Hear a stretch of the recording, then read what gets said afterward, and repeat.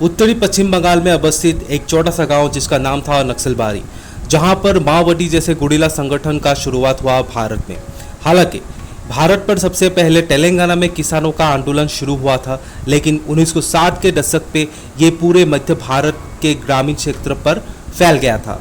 नक्सलबारी के इस आंदोलन में बहुत खून खराबा हुआ था, जब भारतीय सरकार ने इस परिस्थिति को दबाने के लिए कठोर बल का प्रयोग किया था। इस घटना के मूल नेतृत्व पर चारू मजुमदार, कान्हू सान्याल और जंगल संथाल शामिल थे। तो आज के इस वीडियो में हम जानेंगे नक्सलाइट का जन्म कैसे हुआ और भारत सरकार इस विचार पे क्या राय रखता है। अगर वीडियो अच्छा लगा तो लाइक, शेयर और सब्सक्राइब जरूर कीजिएगा। साल 1967 चारू मजुमदार के नेतृत्व पर communist party of India Marxist Leninist का जन्म हुआ था, जो सशस्त्र संघर्ष पर भरोसा रखते थे।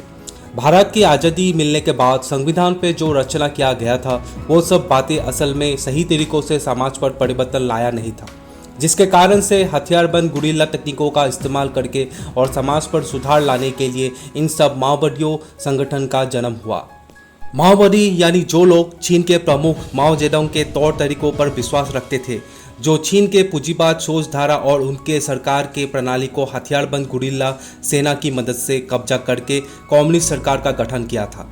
भारत पर जब माओवादी के विचार के सिद्धांतों का शुरुआत हुआ, धीरे धीरे ये पूरे मध्य भारत के क्षेत्रों पश्चिम बंगाल, झारखंड, उड़ीसा, छत्तीसगढ़ और आंध्र प्रदेश पर हथियारबंद गुरिल्ला बल का दबदबा शुरू हो गया, जिसके कारण इन जगहों को हम रेड कॉरिडोर के नाम से जानते हैं।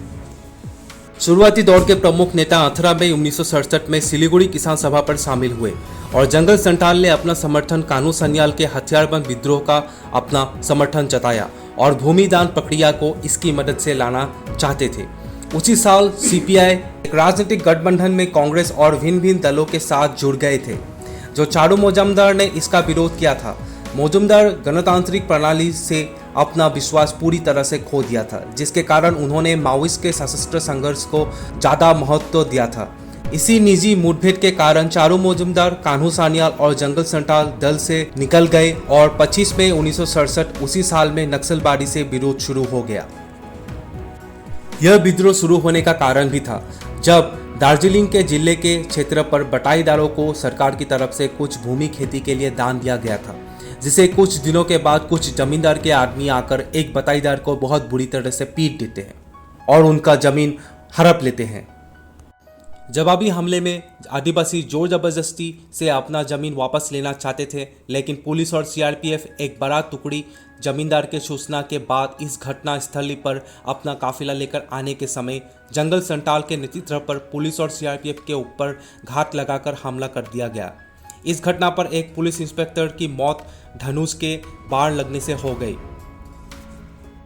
इसके तुरंत बाद ही बहुत सारे गरीब किसान मजदूर इस आंदोलन से जुड़ गए और वहां के जमींदारों पर हमला करना शुरू कर दिया। यह आंदोलन 72 दिनों तक जारी रहा। उसी साल नवंबर में सुशीताल रे चौधरी के नेतृत्व पर एक संगठन का जन्म हुआ था, जिसे all India coordination committee of communist revolutionary के नाम से जाना गया और धीरे धीरे हिंसा बढ़ना शुरू हो गया।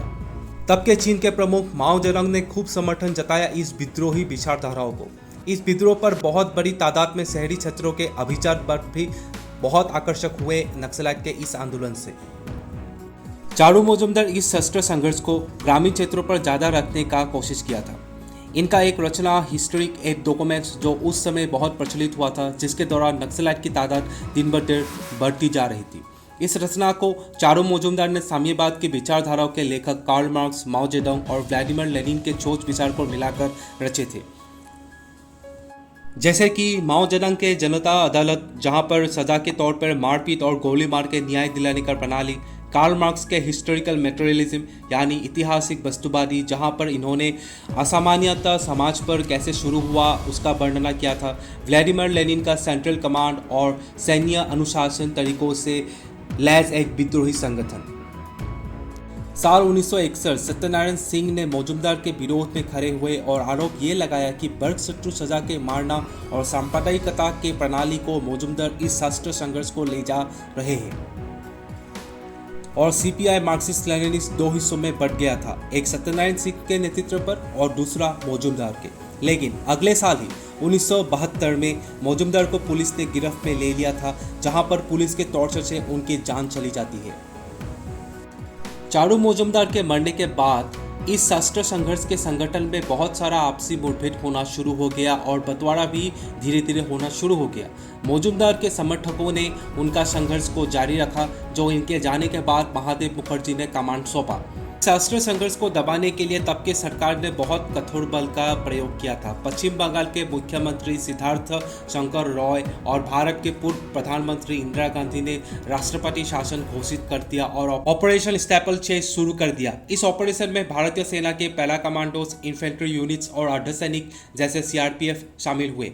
कांग्रेस के विधायक सोमेन मित्र का घर टॉर्चर चैम्बर बन गया था, जहां पर संदेहजनक नक्सलियों को लेकर पुलिस और कांग्रेस के लोग कानूनी तरीकों से मारपीट करके मार दिया करते थे। ऑपरेशन स्टेपल चेज के दौरान 20,000 से भी अधिक संदेहजनक नक्सलियों को कैद कर लिया गया था और हजारों की संख्या में मार दिया गया था और प्रमुख नेताओं का खात्मा भी कर दिया गया था। इस ऑपरेशन के बाद लोकप्रिय राष्ट्र संघर्ष से छोटे छोटे टुकड़ी में तब्दीली हो गया। यह राष्ट्र संघर्ष यही खत्म नहीं हुआ था। साल 1980 के दशक पर यह दक्षिणी भारत आंध्र प्रदेश से शुरू हो गया था। इंदिरा गांधी के नेतृत्व पर होने वाले ऑपरेशन स्टेपल चेज के दौरान यह राष्ट्र संघर्ष छोटे छोटे टुकड़ी में बंट गया था, लेकिन खत्म नहीं हुआ था और भी शक्तिशाली हो गया था, जो आज भी भारत के कुछ राज्य पर इनका यह संघर्ष जारी है। भारत की अंग्रेजों से आज़ादी के बाद जो शोषण अंग्रेजों के अधीन में हुआ था, वही सब खत्म करने के लिए और गरीब किसानों को अपना हक अदा करने के लिए कुछ सुधार लाया गया था। भारत के ग्रामीण क्षेत्रों पर बच्चे आदिवासी और जनजाति के लोग की जिंदगी को बेहतर करने के लिए और उनके अधिकार को सौंपने के लिए कुछ सुधार लाए गए थे, जैसे कि लैंड रिफॉर्म्स यानी भूमि सुधार, जमींदारी प्रथा को ख़त्म करना, भूमि सीमा यानी लैंड सीलिंग जैसे कायदे कानून बनाए गए थे, जो कुछ हद तक लागू हुआ था, जिसके कारण जो बिना जमीन के किसान थे उन्हें जमींदारों से कुछ जमीन सरकार जब्त करके बांटा भी करते थे। परंतु भारत जैसे इतने बड़े देश पर यह प्रणाली ज़्यादा कामयाब नहीं हुआ था। भारत को एक विकसित देश बनाने के लिए सरकार ने जब खनिज पदार्थ की खोज को शुरू कर दिया, जैसे कि कोयला, तांबा, बॉक्साइट, आयरन इत्यादि, इन सब चीज़ों की खोज ने बहुत सारे लोगों को बेघर कर दिया था। सरकार के द्वारा दी गई सुविधा कुछ काम के नहीं थे। इन लोगों का मानना था सरकार जो भूमि दान किया वो किसी भी काम का नहीं था, क्योंकि इस जमीन पर फर्टिलिटी इतना रहता नहीं था जो खेती के लायक हो। दूसरा कारण सामान्यता, जो भारतीय संविधान ने वादा किया था, लेकिन सरकार समाज पर परिवर्तन लाने में कामयाब नहीं हुआ था। गरीब लोगों के ऊपर अभी भी समाज पर शोषण जारी था। दलितों के ऊपर भेदभाव और अत्याचार खत्म नहीं कर पाए।